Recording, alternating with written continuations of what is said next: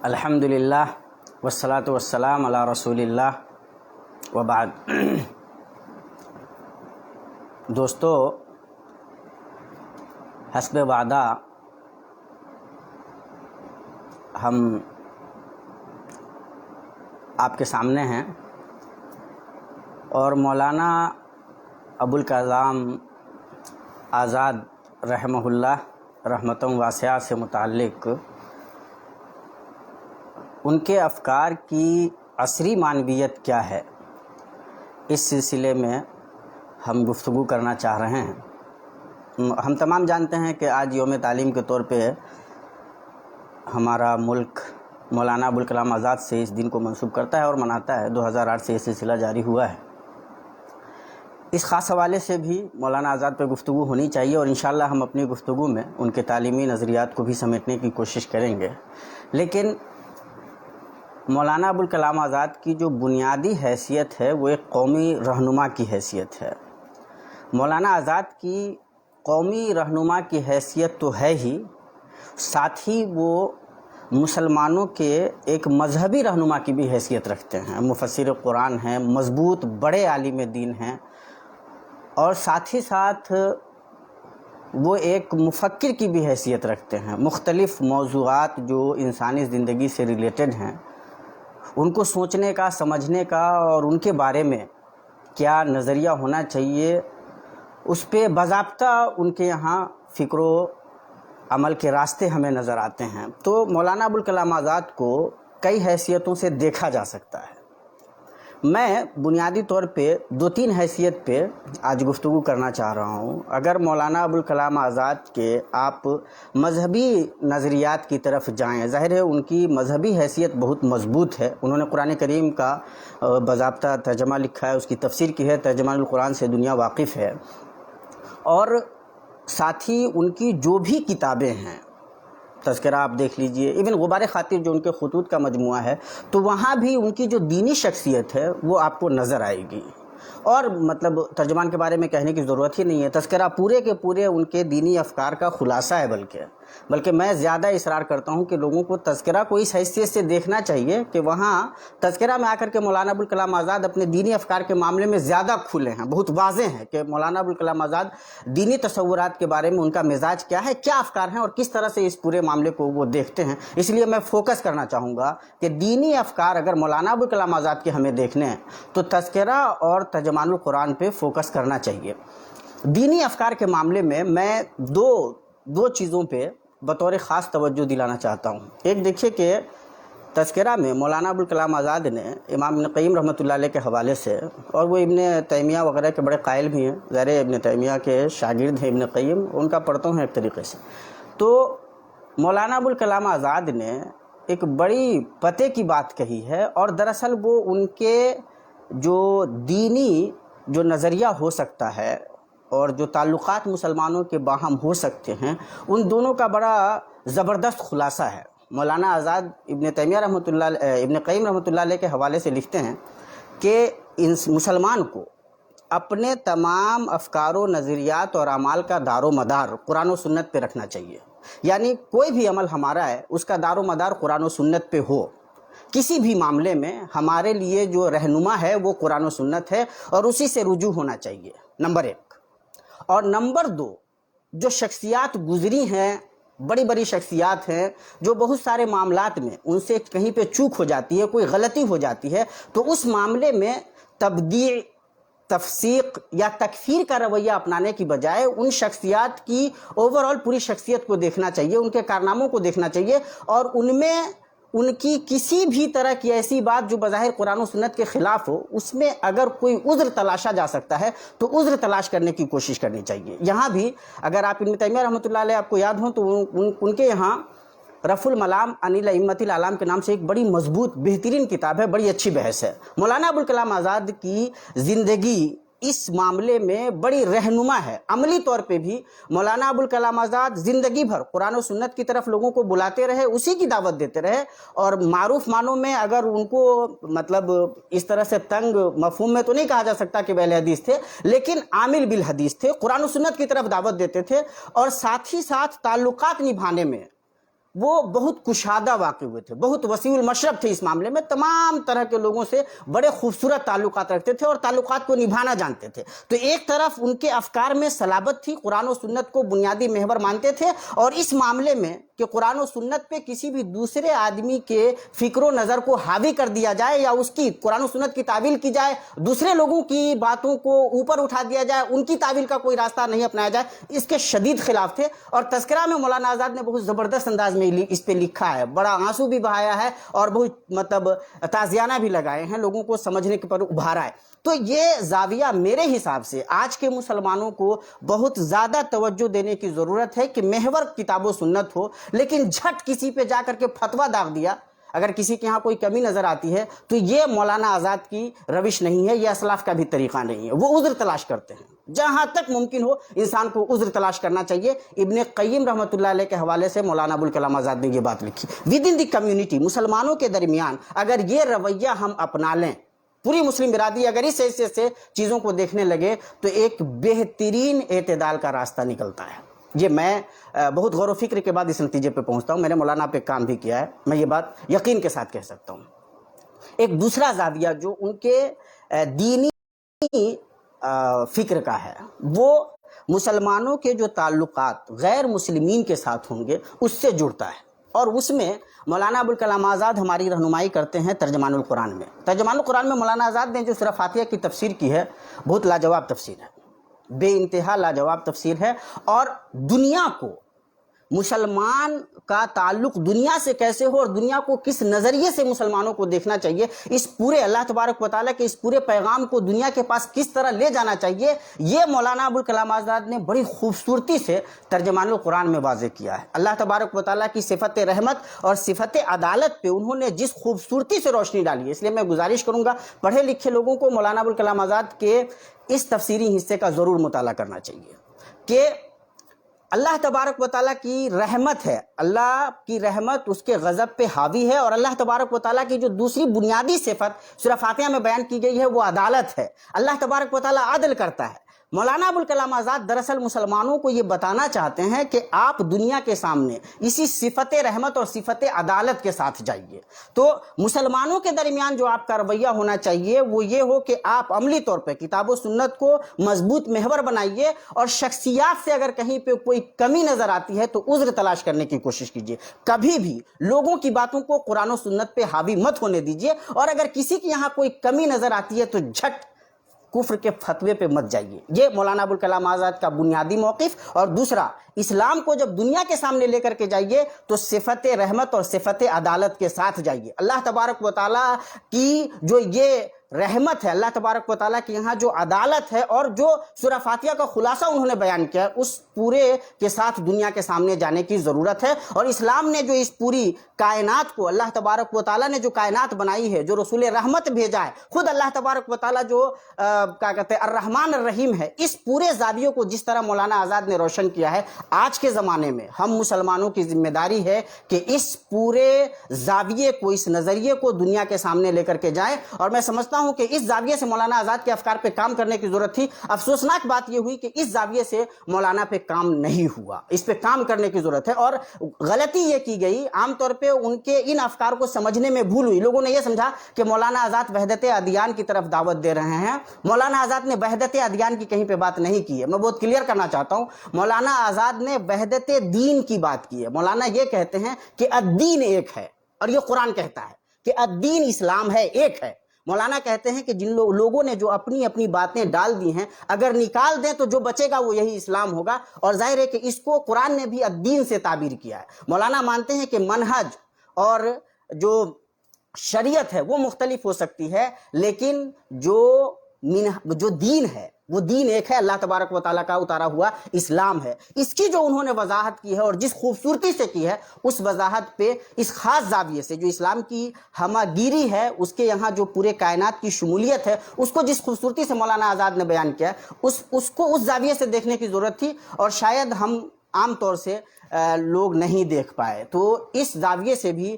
کام کرنے کی ضرورت ہے۔ اور میں سمجھتا ہوں آج کے زمانے میں یہ دونوں زاویے بہت زیادہ ضروری ہیں، اور برِ صغیر کے تناظر میں دیکھیے تو بہت زیادہ ضرورت ہے۔ جس طرح سے مختلف طبقے منحرف افکار کے لوگ اسلام کو اپنے ویسٹ انٹرسٹ کے لیے، اپنے مفادات کے لیے غلط طور سے استعمال کرتے ہیں اور اس عجیب و غریب چہرہ بنا کر کے دنیا کے سامنے لے جاتے ہیں۔ ایسے میں مولانا آزاد کے یہ دینی افکار کمیونٹی کی سطح پہ بھی اور دوسری کمیونٹی کے ساتھ ہمارے تعلقات کی سطح پہ بھی ہماری بہت اچھی رہنمائی کرتے ہیں، اور میں گزارش کروں گا کہ اس زاویے سے مولانا آزاد کو پڑھنے کی ضرورت ہے، ان کو جاننے کی ضرورت ہے۔ یہ دینی حیثیت سے میں خلاصے کے طور پہ یہ باتیں کر رہا ہوں۔ اب یہ جو دوسری حیثیت ہے مولانا ابوالکلام آزاد کی، ہم سب جانتے ہیں کہ وہ بڑے سیاسی رہنما تھے، اور کمال کی بات یہ ہے کہ مولانا آزاد کے یہاں جو سیاست کی شروعات ہے وہ ظاہر ہے کہ آپ ان کے الہلال کو البلاغ کو الگ نہیں کر سکتے۔ مولانا آزاد نے یہ سارا کام ایک ساتھ مل کر کے کیا ہے، اور ظاہر ہے کہ افکار ایک آدمی پورے طور پہ ساری چیزوں کو لے کر کے چل رہا ہوتا ہے، بہت سرگرم زندگی رہی ہے مولانا کی۔ تو الہلال اور البلاغ کی جو بنیادی خصوصیت ہے کہ وہ اپنے تمام افکار قرآن و سنت کی روشنی میں پیش کر رہے ہیں۔ جد و جہد آزادی ہند سے جب وہ فریڈم فائٹنگ کے لیے لوگوں کو تیار کر رہے ہیں کہ نہیں آپ کو فریڈم فائٹر ہونا ہے، دیش کو آزاد کرنا ہے، تو اس کے لیے وہ قرآن و سنت کے مضبوط دلائل دے رہے ہیں، اور اپنی ایک ایک تحریر میں قرآن و سنت کے وہ تمام جو شعلے ہو سکتے ہیں وہ ڈال رہے ہیں، تاکہ مسلمانوں کے اندر ایک عجیب و غریب کیا کہتے ہیں ایک جوش پیدا ہو سکے، اور وہ پیدا کرنے میں کامیاب ہو رہے ہیں۔ تو مولانا ابوالکلام آزاد کے یہاں جو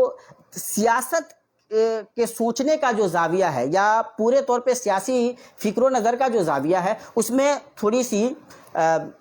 گفتگو کی ضرورت ہے۔ مولانا آزاد نے جو شروعات کی تھی وہ پان اسلامزم سے کی تھی۔ جن لوگوں نے مولانا آزاد پہ تھوڑی بہت نظر رکھی ہے ان کو یہ بات یاد ہوگی کہ شروعاتی زمانے میں مولانا آزاد کے جو آئیڈیل تھے، یعنی جہاں مولانا آزاد نے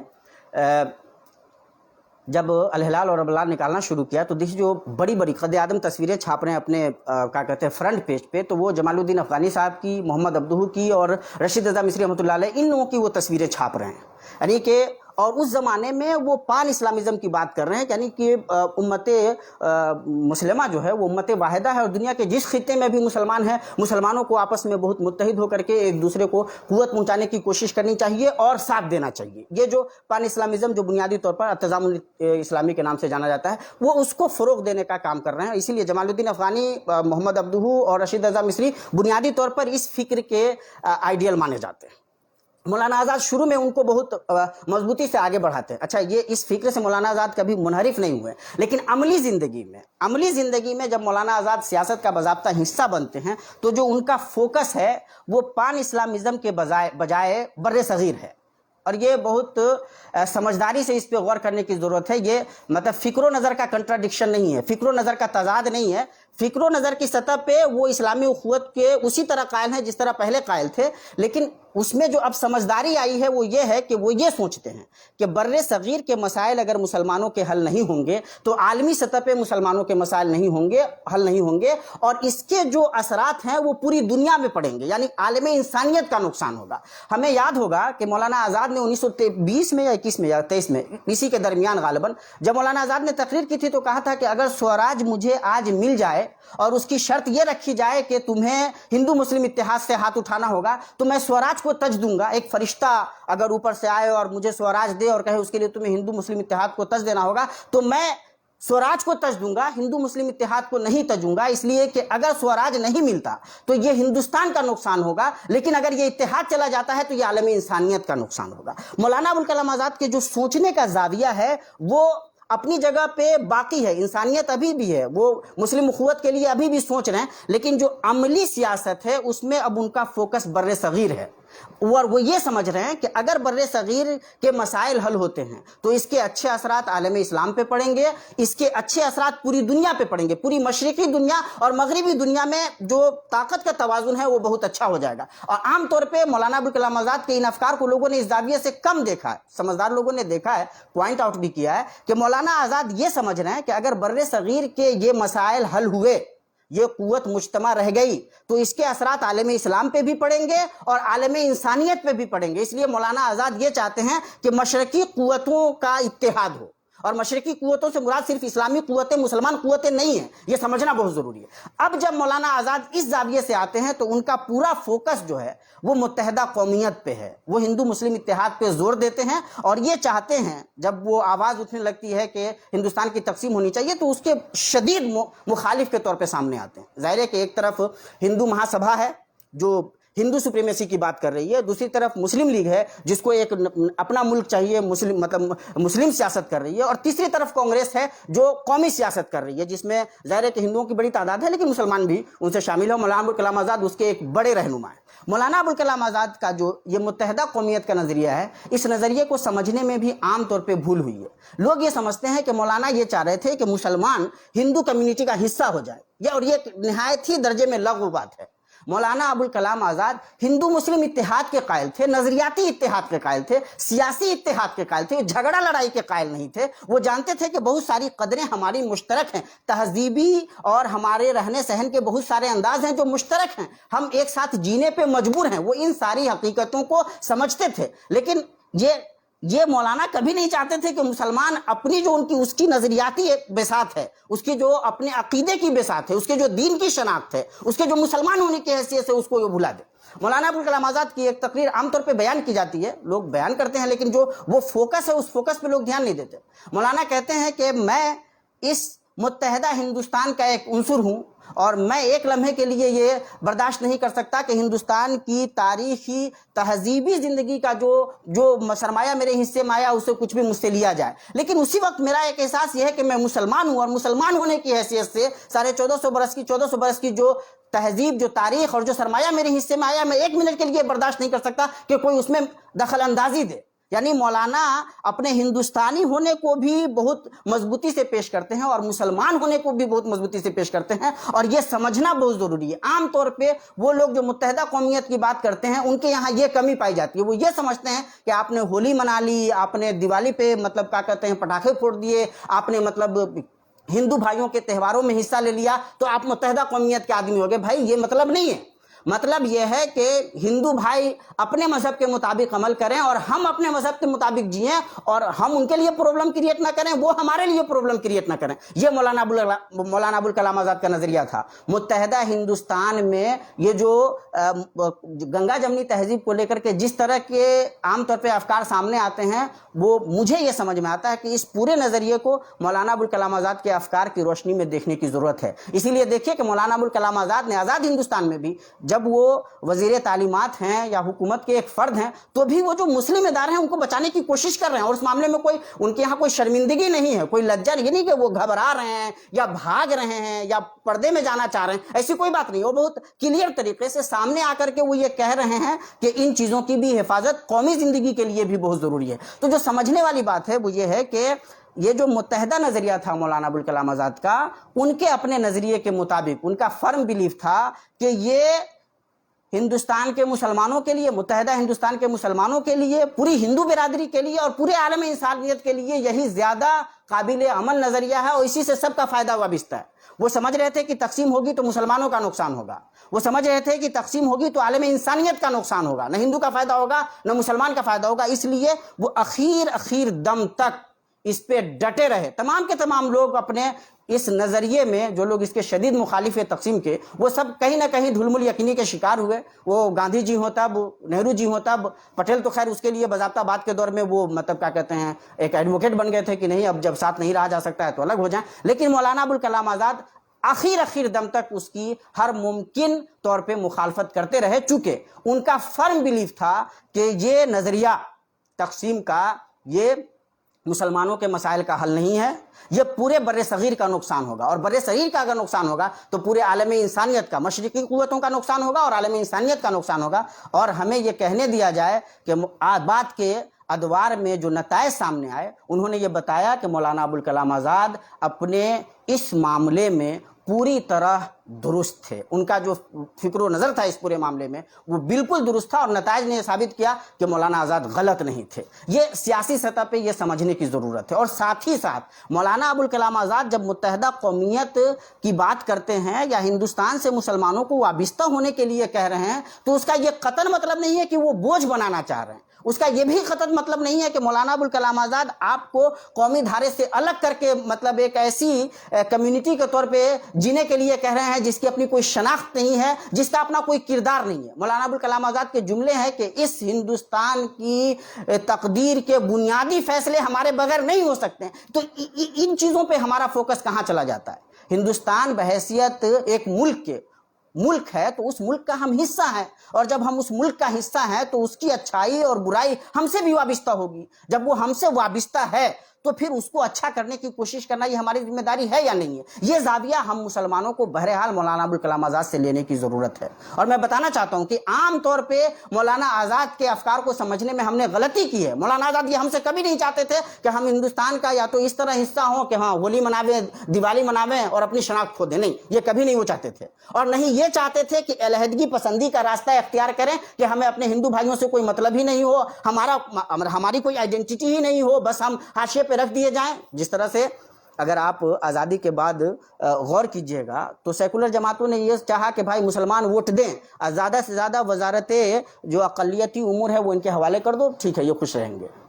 یا آج کے زمانے میں جس طرح سے طاقتیں یہ چاہ رہی ہیں کہ مسلمانوں کو سیاسی اعتبار سے بالکل حاشیہ پہ لا دیا جائے، مولانا اس کے قائل نہیں تھے، مولانا یہ چاہتے ہی نہیں تھے۔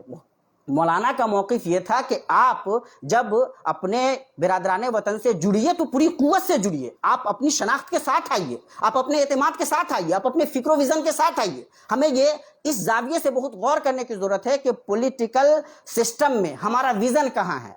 ہماری جو حصے داری ہے وہ کہاں ہے، کسی بھی حیثیت سے۔ میں یہ نہیں کہتا کہ آپ کی مطلب کیا کہتے ہیں فائدہ اٹھانے میں ذمہ داری کہاں ہے، حصے داری کہاں ہے۔ فائدہ اٹھانے میں حصے داری تب آتی ہے جب بنانے میں حصے داری ہم پورے طور پہ ثابت کر رہے ہوں۔ اس زاویے سے ہم تمام مسلمانوں کو، پورے بڑے ہندوستان کے مسلمانوں کو بہت غور کرنے کی ضرورت ہے۔ مولانا آزاد کا یہ نظریہ بالکل نہیں تھا جس طرح سے ان کے بارے میں ہنگامہ کیا جاتا ہے۔ آپ دیکھیے کہ وہ ہر سطح پہ دونوں پہ اصرار کرتے ہیں، اپنی ہندوستانی شناخت پہ بھی اور اپنے مسلمان ہونے کی شناخت پہ بھی، اور ان دونوں شناخت پہ اصرار کرنا یہ ہماری ذمہ داری بھی ہے۔ ان دونوں پہ اصرار کے ساتھ ساتھ وہ یہ چاہتے ہیں کہ ہم برادران وطن کے ساتھ مل کر کے ہندوستان کی تعمیر و ترقی میں اپنی کوششیں صرف کریں، اپنا کردار ادا کریں۔ اور یاد رکھیے یہی راستہ ہے، آج بھی، کل بھی وہی راستہ تھا، آج بھی یہی راستہ ہے۔ ہم جو علیحدگی پسندی کا راستہ اختیار کرتے ہیں، الگ تھلگ ہونے کا، یہ اپنے آپ کو مارنے کا راستہ ہے۔ اور اسی طرح پوری طرح گھل مل جانے کا جو راستہ ہے، اپنے آپ کو بالکل ایسا کر دو کہ آپ کی کوئی حیثیت ہی نہیں ہو، نہ دینی حیثیت ہو، نہ تہذیبی حیثیت ہو، نہ سماجی حیثیت ہو، تو یہ اس سے بھی زیادہ خطرناک ہے۔ خاص ہے ترکیب میں قوم رسول ہاشمی، اس کا تھوڑا بہت خیال انسان کو ہر صورت میں رکھنا چاہیے۔ ہم برادران وطن کے ساتھ جائیں، ہندوستان کی تعمیر و ترقی میں اپنا پورا کردار نبھائیں، لیکن ہمیں یہ یاد رہے کہ ہم مسلمان ہیں۔ اور یہ اسی لیے دیکھیں ہندوستان کا جو کانسٹیٹیوشن بنایا گیا ہے وہ بڑا یونیک ہے، وہ آپ کو یہ حق دیتا ہے باضابطہ کہ آپ اپنے مذہبی شناخت پہ باضابطہ اصرار کریں، آپ اپنی مذہبی حیثیت پہ اصرار کرتے ہوئے ہندوستان کی تعمیر و ترقی میں اپنا کردار ادا کریں، پولیٹیکل ویژن کے ساتھ جائیں، اپنے افکار کے ساتھ جائیں۔ ہندوستان کے جتنے مسائل ہیں ان مسائل کو ختم کرنے کے لیے مسلم کمیونٹی کے پاس کیا ویژن ہے، ہندوستان کے پاس جو بھی پریشانیاں ہیں ان پریشانیوں کو ختم کرنے کے لیے ہمارے پاس کیا ویژن ہے۔ جو تعلیمی نظریات ہے تو ہندوستان کے تعلیمی نظریات کیسے ہوں اس کے بارے میں ہم کیا سوچتے ہیں، پولیٹیکل جو چینجز آ رہے ہیں اس کے بارے میں ہمارے کیا خیالات ہیں، ہندوستان کے جو دنیا سے تعلقات ہیں وہ کیسے ہوں، ان کی کیا بنیاد ہے، اس کے بارے میں ہمارا کیا نظریہ ہے۔ کیا ان تمام چیزوں کے بارے میں جو پلاننگ کمیشن ہوتی ہے، معیشت کا جو نظام ہے، ان تمام نظام کے بارے میں ہمارا ویژن کیا ہو سکتا ہے، ہم کس زاویے سے چیزوں سے جا کر کے جڑ رہے ہیں، پولیٹیکل پارٹیز سے یا لوگوں سے، اس پورے زاویے کو مولانا ابوالکلام آزاد کے افکار کی روشنی میں اگر دیکھنا ہے تو مولانا آزاد یہ کبھی نہیں چاہتے تھے کہ ہم بالکل مطلب کیا کہتے ہیں پچھلگو بن جائیں، یہ مولانا آزاد کا نظریہ نہیں تھا۔ پچھلگو لگنا بھی افسوسناک ہے، اور اپنے آپ کو علیحدہ لے جا کر کے دیکھنا یہ بھی افسوسناک ہے۔ اور دونوں کے بیچ راستہ کیا ہے، اپنے آپ کو پہچانیے، اپنی شناخت کو پہچانیے، اس کی حفاظت کیجیے، ویژن کے ساتھ آئیے، اور برادران وطن کے ساتھ مل کر کے ملک کی تعمیر و ترقی کی کوشش کیجیے۔ جو طاقتیں ملک کو بانٹنا چاہتی ہیں اور مذہبی بنیادوں پہ بانٹ کر کے، زبان کی بنیاد پہ، علاقہ کی بنیاد پہ بانٹ کر کے ملک کو توڑنا چاہتی ہیں، کمزور کرنا چاہتی ہیں، ان کا مقابلہ کیجیے۔ یہی راستہ ہے، یہ مولانا ابوالکلام آزاد کا دکھایا ہوا راستہ ہے۔ یہ انہوں نے اس وقت بھی کہا تھا جب لوگ سب کچھ باندھ کر کے جا رہے تھے، بھاگ رہے تھے، مولانا آزاد نے اس وقت بھی یاد دلایا تھا۔ اس وقت بھی جو مولانا آزاد کے الفاظ ہیں ان پہ غور کیجیے، یہ گنگا، یہ مسجد کے منارے، یہ زمین تمہیں پکار رہی ہے۔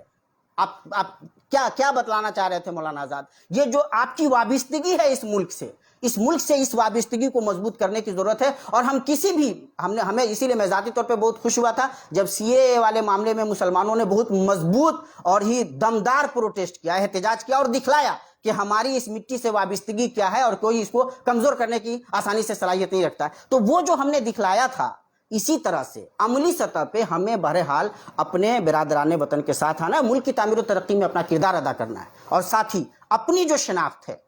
اس شناخت کی حفاظت بھی کرنی ہے. یہ میں مولانا ابوالکلام آزاد کے افکار کی روشنی میں نے جتنا پڑھنے کی ان کو کوشش کی ہے تو اس سطح تک میں پہنچ پایا ہوں. اسی لیے ان کے یہاں آپ دیکھ لیں،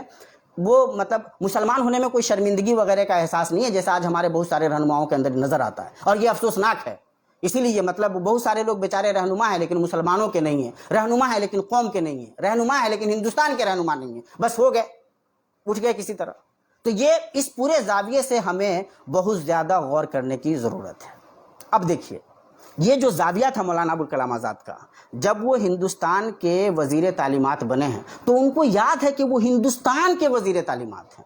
وہ مسلمانوں کے وزیر تعلیمات نہیں ہیں، پورے ملک کے وزیر تعلیمات ہیں. اور جو آدمی ملک کا وزیر تعلیم ہوگا تو اس کی نظر میں پورا ملک ہے. تو اب دیکھیے، مولانا ابوالکلام آزاد نے عملی سطح پہ، ظاہر ہے کہ وہ اس حیثیت سے نہیں کہا جا سکتا کہ مولانا کوئی ماہر تعلیمات تھے یا مطلب کیا کہتے ہیں وہ ان کا کوئی تخصص تھا، حالانکہ پوری زندگی اسی راہ میں گزری تھی، ان کے بہت سارے افکار بھی ہیں، ان پہ بھی بات ہو سکتی ہے. لیکن جو عملی طور پہ جو چیزیں سامنے آئی، مولانا ابوالکلام آزاد نے آزاد ہندوستان میں جو نیو ڈالی تعلیم کی، جو انہوں نے عمارتیں رکھی ہیں باضابطہ، جو بنیادیں انہوں نے رکھی ہیں، وہ اتنی مضبوط، اتنی زبردست رکھی ہیں کہ ایک قوم کی، ہندوستان جیسے مختلف مذاہب، مختلف افکار، مختلف ثقافات، مختلف تہذیبیں، مختلف زبانیں، مختلف علاقے اور ان علاقوں کی وبھنتا، ان تمام کے ساتھ جو ایک تعلیمی نظریہ ہو سکتا ہے، وہ مولانا ابوالکلام آزاد نے نافذ کرنے کی کوشش کی. مولانا آزاد نے یہ کوشش کی کہ 14 سال تک کی جو بنیادی تعلیم ہے وہ مفت ہو، تعلیم بالغاہ کا انتظام کیا جائے. انہوں نے باضابطہ ریسرچ سینٹر کھولے، نئی یونیورسٹیوں کے لیے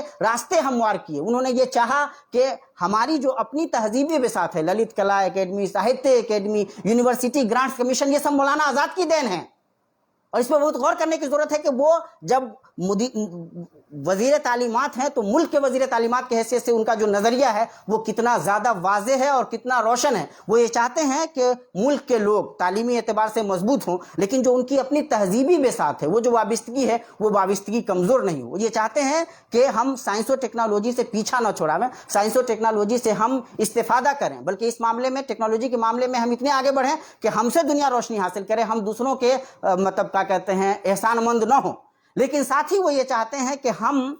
اس کے جو مفید اور مثبت پہلو ہیں اس کو اپناویں، جو منفی پہلو ہیں اس سے اپنے آپ کو تب بچا سکیں گے جب ہماری زندگی میں مذہب کی روشنی باقی رہے گی، ہمارا جو تہذیبی تسلسل ہے وہ تسلسل باقی رہے گا. تو وہ ایک طرف سائنس کی تعلیم کی طرف لوگوں کو بلا رہے ہیں، اس کے لیے راستے ہموار کر رہے ہیں، اور دوسری طرف تہذیبی سطح پہ جو یہ انسلاخ ہونا چاہیے اس انسلاخ کو بھی انڈر لائن کر رہے ہیں. ساتھ ہی ساتھ آپ دیکھیے، مولانا ابوالکلام آزاد یہ چاہتے ہیں کہ جو اعلیٰ تعلیم ہے، جو ریسرچ بیسڈ ایجوکیشن ہے، اس معاملے میں کوئی بادھا نہیں ہو، آزادی ملے کہ انسان جم کر کے بہترین طریقے سے وہ باضابطہ طریقے سے ریسرچ کا کام کر سکے. اور جب ایسا ہوگا تو تعلیم کو فروغ ملے گا، ریسرچ کو فروغ ملے گا اور پوری قوم کا فائدہ ہوگا، ملت کا فائدہ ہوگا. اس سلسلے میں یہ بھی یاد رکھنے کی ضرورت ہے کہ جتنے مسلم ادارے تھے ان پہ اگر کوئی سنکٹ کا وقت آیا، پریشانی آئی، تو مولانا ابوالکلام آزاد نے آگے بڑھ کر کے ان کو بھی بچانے کی کوشش کی. وہ چاہے علی گڑھ مسلم یونیورسٹی کا معاملہ ہوتا جب ذاکر حسین صاحب کو انہوں نے بھیجا، یا کیا کہتے ہیں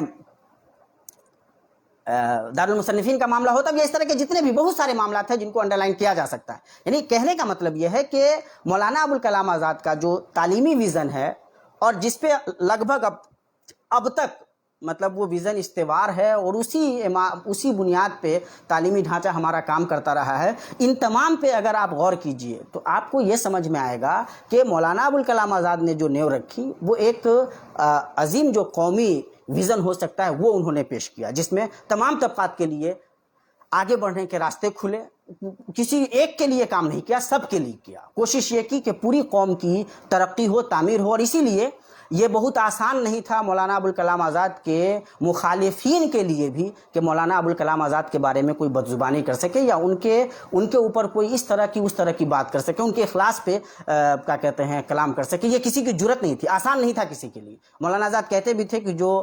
بے غرض ہوتا ہے بے پناہ ہو جاتا ہے۔ مولانا ابوالکلام آزاد بے غرض بھی تھے اور بے پناہ بھی تھے، اور اس کا اعتراف بڑے بڑے کانگریس کے اور غیر کانگریسی بڑے بڑے لیڈروں نے بھی کیا ہے۔ میرا جو زاویہ اس پورے معاملے سے ہے وہ یہ ہے کہ دیکھیے، ہم بت بنا لیتے ہیں، مولانا بڑے تھے، یہ تھے وہ تھے، یہ ساری سچائیاں ہیں، بہت بڑے تھے، لیکن جو انہوں نے ویژن دیا اس ویژن کو ساتھ لے کر چلنے کی ضرورت ہے۔ اس ویژن میں جو قابل عمل حصے ہیں ان کو اپنانے کی ضرورت ہے، ان کا جائزہ لینے کی ضرورت ہے، اور ان کی روشنی میں اپنا لائحہ عمل بنانے کی ضرورت ہے۔ یہ سمجھنا پڑے گا۔ یہ دن بدن دیکھیے سیاسی پارٹیاں جو نام نہاد سیکولر پارٹیاں ہیں وہ بھی، اور جو غیر سیکولر پارٹیاں ہیں، اور آپ ظاہر ہمارا اشارہ سمجھ سکتے ہیں، تو وہ ان تمام کی کوشش یہ رہی ہے کہ مسلمان مطلب ایک حاشیے پہ رہے۔ وہ جو مطلب پولیٹیکل ایک راستہ ہے، اس راستے میں آپ مطلب سائیڈ میں کھڑے رہیے، کارواں گزر رہا ہے تو ایک جھنڈا لے کر کے سائیڈ میں آپ بھی رہیے۔ یہ مولانا آزاد نہیں چاہتے تھے، اور نہیں ہمیں چاہنا چاہیے۔ ہمارا مطلب یہ ہے کہ بھائی ہم اس ملک کا حصہ ہیں، اور ہمارے بغیر یہ ملک نہیں بنتا ہے، تو ہمارا باضابطہ کنٹریبیوشن ہونا چاہیے، اس کی تعمیر میں، اس کو بنانے میں ہمارا رول ہونا چاہیے، ہمارا ویژن سامنے آنا چاہیے۔ اس کے لیے ہمیں، اور ظاہر ہے کہ کوئی دسترخوان بچھا کر کے نہیں بیٹھا ہوا ہے کہ آپ جائیے اور کھا پی کر کے نکل آ جائیے، نہیں، آپ کو اس کے لیے محنت کرنی پڑے گی، لڑنا پڑے گا، جانا پڑے گا، اپنا کنٹریبیوشن ڈالنا پڑے گا، اور جب آپ اس طرح سے آئیں گے تب آپ کے خوابوں کا بھی ہندوستان ہوگا۔ ہو سکتا ہے بھائی، اگر RSS کے خوابوں کا ہندوستان ہو سکتا ہے تو ہم مسلمانوں کے خوابوں کا ہندوستان کیوں نہیں ہو سکتا؟ ہم کیوں بنانے کی کوشش نہیں کر سکتے ہیں؟ اگر وہ اپنے لوگوں کے نظریات کے تحت آگے بڑھ سکتے ہیں تو ہم مولانا ابوالکلام آزاد کے نظریات کے تحت کیوں نہیں آگے بڑھ سکتے ہیں؟ کیوں کوشش نہیں کر سکتے ہیں؟ اس زاویے سے ذاتی طور پہ میں سمجھتا ہوں کہ مولانا ابوالکلام آزاد بہت ریلیونٹ ہیں، اور ہمیں اس زاویے سے محنت کرنے کی ضرورت ہے۔ آج کی جو ہماری نسل ہے اس نسل کو سمجھانے کی بھی ضرورت ہے۔ یہ غصہ، یہ جوش، یہ فرسٹریشن، یہ مطلب تھوڑے ہی وقت میں بہت کچھ کر دکھانے کا جنون، یہ سب عقل مندی نہیں ہے۔ سیاست کی دنیا میں، علم و عمل کی دنیا میں یہ سب حماقتیں ہیں۔ آپ کو اگر اپنا کنٹریبیوشن دینا ہے، ملک میں اپنی حیثیت بنانی ہے، ملک کو مضبوط کرنا ہے، اور ساتھ ہی ساتھ اپنی کمیونٹی کو بھی مضبوط کرنا ہے، تو یہ ضروری ہے کہ مضبوطی سے اس مین اسٹریم کا حصہ بنیے، اس سے گھبرائیے مت۔ وہی راستہ ہے، وہی عزت کا راستہ ہے، ملک کی ترقی کا بھی راستہ ہے اور آپ کی ترقی کا بھی راستہ ہے۔ اس لیے اس راستے کو مضبوطی سے پکڑیے۔ علیحدگی پسندی کا کوئی بھی راستہ کامیابی کا راستہ نہیں ہے۔ مولانا آزاد اس کے خلاف تھے، وہ جانتے تھے کہ یہ بہت خطرناک راستہ ہے، لیکن وہ اس کے بھی خلاف تھے کہ ہم پورے طور پہ مطلب ہماری کوئی شخصیت ہی نہیں ہو، ہماری کوئی پہچان ہی نہیں ہو، ہماری اپنی کوئی بنیاد ہی نہیں ہو۔ مولانا اس کے بھی خلاف تھے، اور ان کی پوری زندگی مسلمانوں کو یہ یاد دلانے میں گزری ہے کہ تم مسلمان ہو، کتاب و سنت تمہاری زندگی کا محور ہونا چاہیے۔ تو یہ دونوں زاویہ بہت اچھی طریقے سے یاد رکھنا بہت ضروری ہے۔ ایک تیسرا زاویہ ہے مولانا آزاد کی سیاست کا، جو عام طور پہ فوکس میں نہیں آتا، عام طور پہ اس پہ زیادہ بات نہیں ہوتی ہے، چونکہ مولانا ابوالکلام آزاد کے تعلیمی نظریے پہ بات ہوتی ہے، وزیر تعلیمات بنائے گئے تھے، لیکن اوور آل ہندوستان کو شیپ دینے میں، ہندوستان کی دوسری دنیا سے جو تعلقات ہوں گے، عالم اسلام سے جو تعلقات ہوں گے، اور دوسری تیسری دنیا سے جو تعلقات ہوں گے، برسر اقتدار جو طبقہ ہے عالمی دنیا کا، اس عالمی دنیا سے جو تعلقات ہوں گے، اس میں مولانا آزاد کا جو کردار ہے، اس کردار کے بارے میں عام طور سے گفتگو نہیں ہوتی ہے۔ مولانا ابوالکلام آزاد نے انٹرنیشنل اسٹڈیز میں جو ان کا کنٹریبیوشن ہے، ہندوستان کے جو تعلقات دوسری دنیا سے، عالم اسلام سے خاص طور سے، یہ تعجب خیز بات نہیں ہے کہ آپ دیکھیے کہ ایک طرف ہندوستان سے بن کر کے پاکستان اسلام کے نام پہ بنا تھا ایک ملک، لیکن ہندوستان کے تعلقات تمام مسلم ملکوں سے بہت اچھے رہے ہیں، اور اس میں مولانا ابوالکلام آزاد کا جو کنٹریبیوشن ہے، جو ان کی محنت ہے، ان کا جو ویژن ہے، وہ ویژن عام طور پہ لوگ بھلا دیتے ہیں۔ اس کو سمجھنے کی ضرورت، اور ہم بحیثیت ہندوستانی مسلمان کے، میں یہ چاہتا ہوں کہ اس زاویے کو ہمیں بھی یاد رکھنے کی ضرورت ہے کہ مولانا ابوالکلام آزاد نے اس طرح کے مسائل کو کس طرح سے ایڈریس کیا ہے اور کیا راستہ اپنایا انہوں نے۔ اس لیے یہ بھی یاد رکھنا ہمارے لیے بہت ضروری ہے کہ دنیا کی دوسری سب سے بڑی مسلمانوں کی آبادی ہندوستان میں جیتی ہے۔ یہ کوئی چھوٹی موٹی کمیونٹی نہیں ہے ہندوستان میں مسلمانوں کی، دنیا کی دوسری سب سے بڑی آبادی مسلمانوں کی ہندوستان میں جیتی ہے۔ یعنی یوں کہا جا سکتا ہے کہ मतलब क्या कहते हैं, हमारा यानी हम मुसलमानों का एक दूसरा सबसे बड़ा वतन जो है ना वो हिंदुस्तान है। दुनिया के किसी भी मतलब हिस्से से ज़्यादा बड़ी तादाद में, अगर आप इंडोनेशिया को छोड़ दीजिए तो सबसे ज़्यादा तादाद हम मुसलमान हिंदुस्तान में जीते हैं। तो ये मतलब इस दाविये को याद रखने की ज़रूरत है, और मतलब उल्टी सीधी बातों में आने की ज़रूरत नहीं है। हमारा मुल्क है, हमसे बनता है, हमारे बगैर नहीं बन सकता। हम उसकी तामीर और तरक्की में हिस्सा लेंगे और अपने बिरादरान वतन के साथ जाएंगे, उनको भी साथ लेंगे। हम अपने अफकार की रोशनी से उनको भी रोशन करेंगे, उनकी यहाँ जो कमियां होंगी उनको दूर करने की कोशिश करेंगे, जो खूबियां होंगी उनको अपनाएंगे, मुल्क की तामीर और तरक्की का रास्ता हमवार करेंगे, अपना भी हिस्सा डालेंगे, उनसे भी हिस्सा डलवाएंगे, और इस तरह से ये कारवां आगे बढ़ाने की कोशिश करेंगे। याद रखिए, जब मौलाना अबुल कलाम आज़ाद ये अफकार व नज़रियात पेश कर रहे थे, मुसलमानों को ये बता रहे थे, तो वो अंधे नहीं थे। उनको भी पता था कि हिंदू महासभा है, उनको भी पता था कि हिंदू शिद्दत पसंद तंजीमें हैं, उनको भी पता था कि वो लोग हैं जो हिंदुस्तान में मुसलमानों को देखना नहीं चाहते। उन्होंने उनको भी वार्न किया था, जहां वो मुसलमानों को समझाते थे वहां उन्होंने उनको भी वार्न किया था कि हिंदुओं में जो लोग ये सोचते हैं कि 1000 साल पुरानी तारीख वापस ले आएंगे, वो नादानी कर रहे हैं, ये ख्वाब कभी पूरा नहीं होगा। मैं बहुत क्लियर तरीके से बता रहा हूं कि मौलाना अबुल कलाम आज़ाद ने उनको भी वार्न किया है, और हम इस रोशनी के साथ आगे बढ़ सकते हैं। हमें मेहनत करने की ज़रूरत है, डरने से काम नहीं चलेगा, भागने से काम नहीं चलेगा। अलहदगी पसंदी का रास्ता आप लिख लीजिए कि नादानी का रास्ता है, नादानी का रास्ता है, जोश का रास्ता नादानी का रास्ता है। हिकमत के साथ, मोहब्बत के साथ, शऊर के साथ, और सिफत रहमत व अदालत जो अल्लाह तबारक व तआला की बुनियादी सिफात है, उनको अपनी ज़िंदगी का हिस्सा बना करके हम पूरी दुनिया से अपना राब्ता इस्तेवार करने की कोशिश करें, बनावें। और हिंदुस्तान ज़ाहिर है कि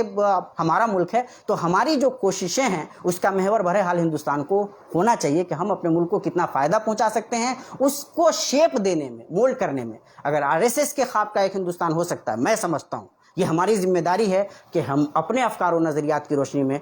अपने ख्वाब का भी एक हिंदुस्तान बनाने की कोशिश करें। उसके लिए आगे आना पड़ेगा, मेहनत करनी पड़ेगी। और जाहिर है कि जब जिस ज़माने में मौलाना आज़ाद पेश कर रहे थे, उस ज़माने में ऐसे लोग थे जो हमारे ख़िलाफ़ थे, आज भी हैं और हमेशा रहेंगे। ये टोला कभी ख़त्म नहीं होने जा रहा है। वो कल भी ख्वाब देख रहे थे, आज भी देख रहे हैं, कल भी देखते रहेंगे। लेकिन हमें अपने फ़िक्र व नज़र के साथ,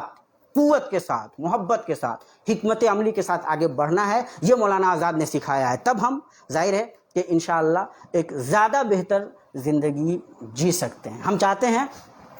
कि हमारे बहुत सारी बातों से बहुत सारे हमारे अहबाब को इख्तिलाफ हो सकता है। इख्तिलाफ करना कोई बुरी बात नहीं है, दलाइल के साथ इख्तिलाफ होने चाहिए। और ये सारी बातें इसलिए हैं, मैं जहाँ तक मौलाना आज़ाद को पढ़ सका हूँ, मेरा जाविया जहाँ तक जाता है, ये मैंने बयान किया है। ये ज़रूरी नहीं है कि मैं बिल्कुल फिट हूँ, दुरुस्त हूँ। हो सकता है कि आपको ये लगे कि इन अफकार में कहीं कहीं पे खुद मेरे अफकार शामिल हो गए, आप उसके लिए आज़ाद हैं। लेकिन दलाइल की रोशनी में गुफ्तगू के इस महवर को आगे बढ़ाना चाहिए, इस पर डिबेट होना चाहिए। मैं ये चाहता हूँ इस पर बात होनी चाहिए कि हमें अपने